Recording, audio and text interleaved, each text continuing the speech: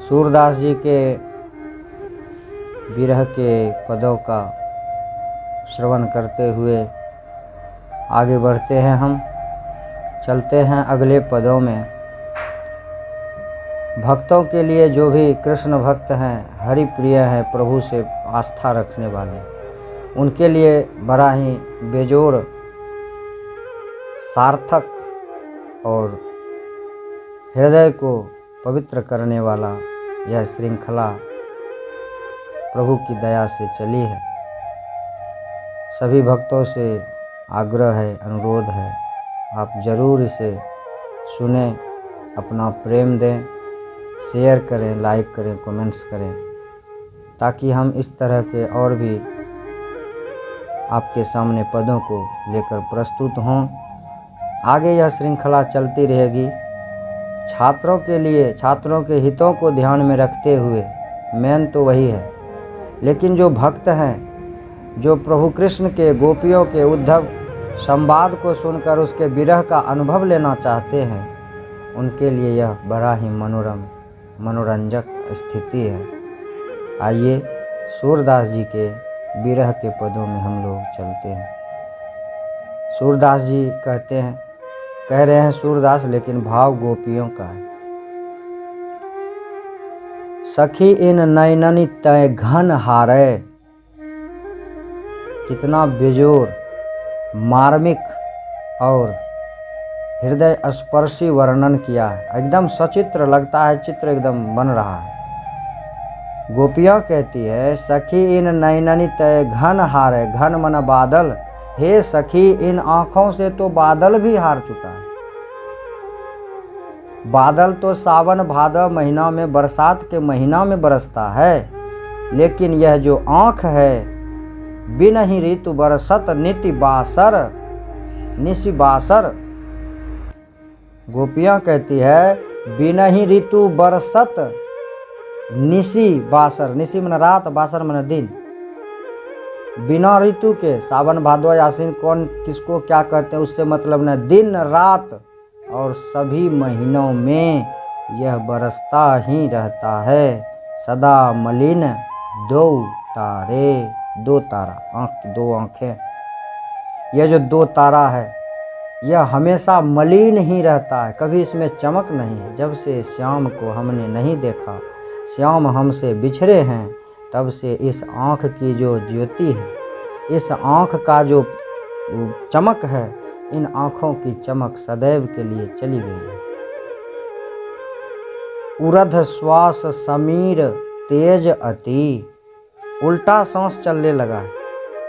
उरध श्वास समीर तेज अति, ऐसा लगता है हवाएं उल्टी चल रही है, हमारा सांस भी उल्टा चल रहा है, जैसे ऊपर फेंकना। सुख अनेक द्रुम डारे, और जितने भी सुख थे हमने तो उसे द्रुम, खर पतवार, घास फूस समझकर छोड़ दिया, डारे छोड़ दिया उसे। बदन सदन करी बसय बचन खग, देखिए कितना मार्मिक है विवरण। बदन सदन करी बसय बचन खग, अर्थात इस पद से स्पष्ट होता है कि विरह इतना तीव्र है, विरह इतना हृदय स्पर्शी है कि हिलना डुलना भी बेकार, एक जगह स्थिर। तब न कहा बदन सदन, बदन मन शरीर, सदन मन घर, शरीर को घर बनाकर बसय बचन खग, और इसमें चिड़ियाँ वास कर गया अपना घोंसला बनाकर।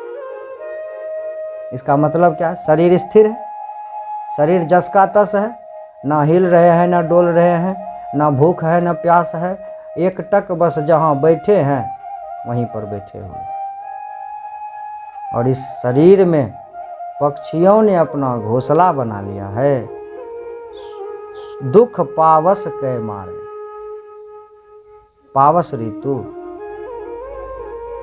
के मार से पक्षियों ने हमारे शरीर में अपना घोंसला बना लिया। विरह का दुख देखिए, इसका मतलब शरीर तप रहा है।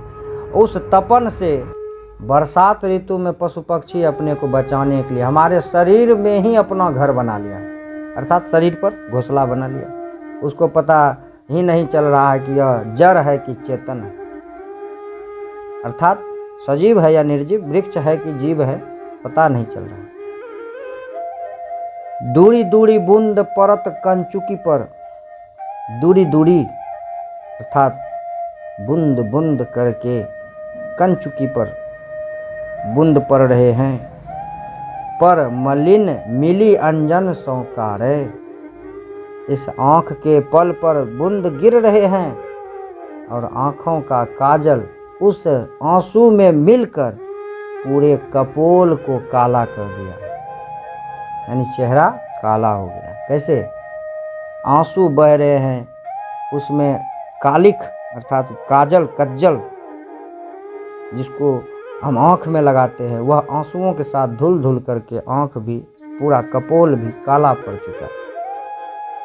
मिली अंजन सौकारे मानो परन कुटी शिव किन्ही। ऐसा लगता है जैसे हमारा यह शरीर पत्ते की कुटिया बन गई हो, घर बन गया हो, विधि मूर्ति धरि न्यारे। अर्थात हमारा जो शरीर है यह पर्ण कुटी है और इसके भीतर विधि मूर्ति धरि न्यारे। विधि में विधाता, विधाता ने बहुत प्यारा सा मूर्ति रख दिया हो, अर्थात हमारा यह शरीर मंदिर हो और प्रभु श्याम जो मेरे हृदय में बसे हैं वह मूर्ति हमारे भीतर उस विधाता ने रख दिया है। हमारा जो शरीर है यह पर्ण कुटी है, पत्ते की कुटी है, कुटिया है, और इस कुटिया में विधाता ने भगवान कृष्ण की मूर्ति को बसा दिया है। घुमरी घुमरी बरसत जल छारत डर लागत अंधियारे। और जब घुमर घुमर के बादल बरसने लगता है, अपना जल बिखराने लगता है और बिजलियां चमकने लगती है, डर लागत अंधियारे। और ऐसे अंधियारी रात में डर लगता है, हमें कौन बचाएगा? कृष्ण भी हमारे पास नहीं।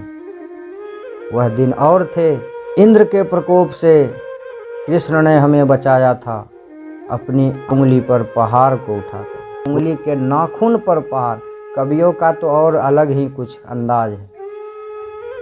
कुछ लोग कहते हैं कृष्ण ने अपने उंगली पर पहाड़ को उठाया। कुछ कवियों का मानना है कि उंगली पर नहीं, उंगली के नाखून से पहाड़ को उठा लिया था। ऐसे कृष्ण भी मेरे पास, हमारे पास नहीं है। अब इस बरसात में, इस अंधियारी रात में हमें कौन बचाएगा? बुरत ब्रजही सुर को राखे बुन बिनु गिरवर धर प्यारे। इस बुरते हुए ब्रजधाम को, इस बुरते हुए वृंदावन को, बुरते में डूबते हुए, समाप्त होते हुए वृंदावन को, बिनु गिरिवर धर प्यारे, बिना गिरिवर को धारण करने वाले कृष्ण के बिना कौन बचाएगा? कौन इसकी रक्षा करेगा? अर्थात कृष्ण के बिना हमारी रक्षा करने वाला कोई नहीं, इस वृंदावन की रक्षा करने वाला कोई नहीं। यहीं पर यह पद संपन्न होता है। आगे और भी पद हैं जो हम आगे क्रम से उनका अवगाहन करेंगे। जय श्री कृष्ण। हर हर महादेव।